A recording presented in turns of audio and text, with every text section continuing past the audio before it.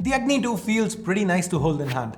Though the sides are plastic, the back here it's glass. Now for a phone priced at 20,000 rupees, the in-hand feel, it's excellent. Now this is not a light phone, it weighs in at 210 grams, but it doesn't have that Micromax or Infinix kind of hollow feel to it. It's pretty solid. And it also happens to be 8.75 millimeters thick, and given the back as well as the display curve inwards, it feels slimmer. The width is a very reasonable 74.7 millimeters. Now to give you some perspective, the Galaxy A54 is 2 millimeters wider despite having a much smaller display. And that display, that's pro number 2. This panel, it's covered by Shot Sensation Alpha glass, and like I said earlier, it curves at the edges, which helps keep the phone narrow. That and the bezels above and below the display being quite small make the Agni 2 look like a much more expensive phone. Now the display itself, I honestly went in expecting Lava to have cheaped out on it, but I was quite surprised. Because on paper, it actually shares very similar specs to what Realme offers with the Realme 11 Pro Plus. This is a 10-bit OLED panel with a Full HD Plus resolution, 120Hz refresh rate, and a brightness peak of 950 nits. Lava's also provided wideband L1 support, though it doesn't work with Netflix just yet. And before we jump into con number 1, hey guys, my name's Ash, you're watching C4eTech, and if you do end up liking what you see here, thumbs up, subscribe, all that good stuff. And now we get to cons number 1 and 2. I bundled them together because they're both kinda sorta about the same thing, the display. Well, rather Lava's inexperience with software shows, and it shows here. Now these are things I noticed immediately as soon as I started using this phone. Number 1, the display is way too saturated. Out of the box, the color is set to vivid, and even when you switch out of it to normal, it's still pretty saturated. It kinda reminds me of Samsung from say 7-8 years back. Remember the S4 times? To put it simply, Lava's normal is what most brands would call vivid. Now personally, I don't mind saturated panels because I'm somebody who always uses any phone I get to test on vivid. But the other issue, it kind of makes this worse, kind of amplifies it. The auto brightness. Honestly, it's terrible, it's unusable. Guys, it's all over the place. And even when you turn auto brightness off, I've noticed the levels change kind of randomly. Now, having a highly saturated screen suddenly get brighter or dimmer for no reason, that's pretty annoying. The silver lining here is that this is a software issue, so technically Lava could push out an update that fixes it, so fingers crossed, hoping they do. Now guys, last night after I did this voiceover, there was an OTA push that is supposed to have fixed the auto brightness issue.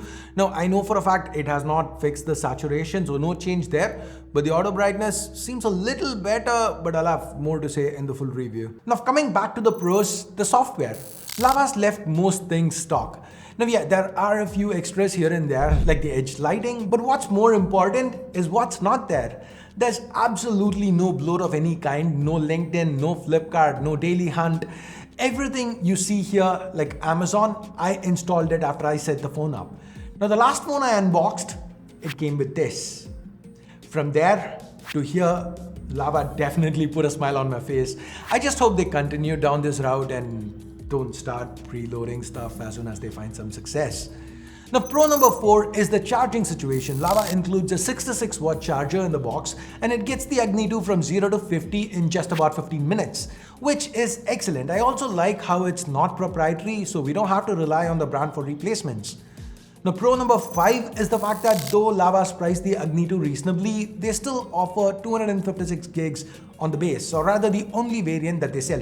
8256, not bad at all. Let's now jump to the last con for today's video, con number 3, audio.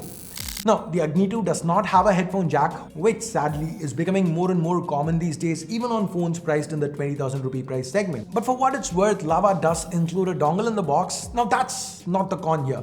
What I am looking at as a con, there is no stereo speaker support on the Agni 2. I mean, here, have a listen.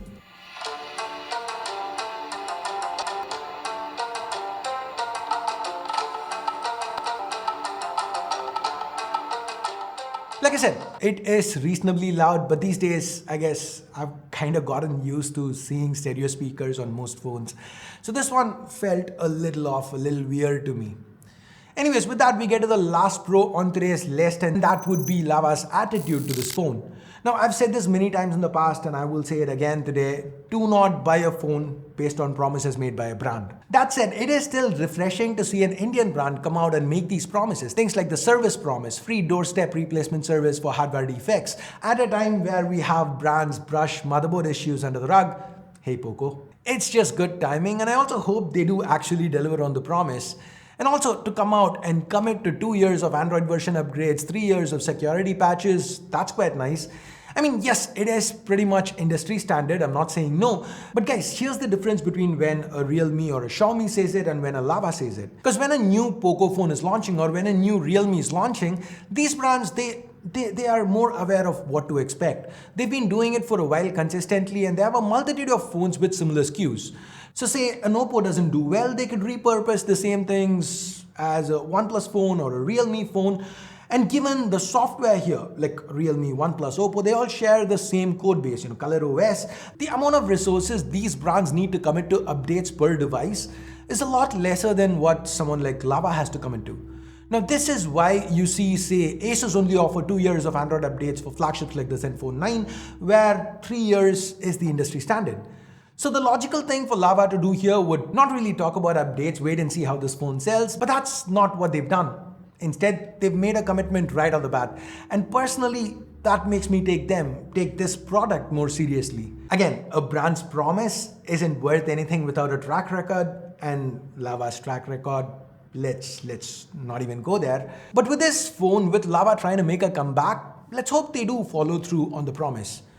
So guys, that's 6 pros and 3 cons that you need to know about the Lava Agni 2.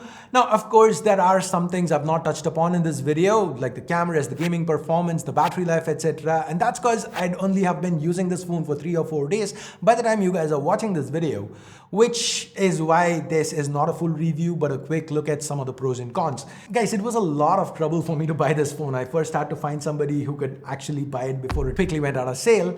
Then I had to find a way to ship it out of India, which if you've had any experience doing, you'll know it can be quite complicated. Anyway, now I have my SIM in it, and in the next week, I will have my complete review for you guys. And in that video, we'll talk about everything that we've not talked about today. So if you guys have any questions, any queries that you'd want for me to address in the full review, leave them below the like button in the comment section. For now, if you want to be kind, show your support, please drop this video a like, subscribe, turn on notifications by hitting that bell icon if you haven't yet. And I guess that is pretty much it. What do you guys think about the Agni 2? Love it, hate it, have more complex emotions? Again, let me know in the comments. Thanks for your time. Thanks for watching. Until next time, my name's Ash. You've been watching C4E Tech, and I'm signing off for now. You guys have a great day. Bye-bye.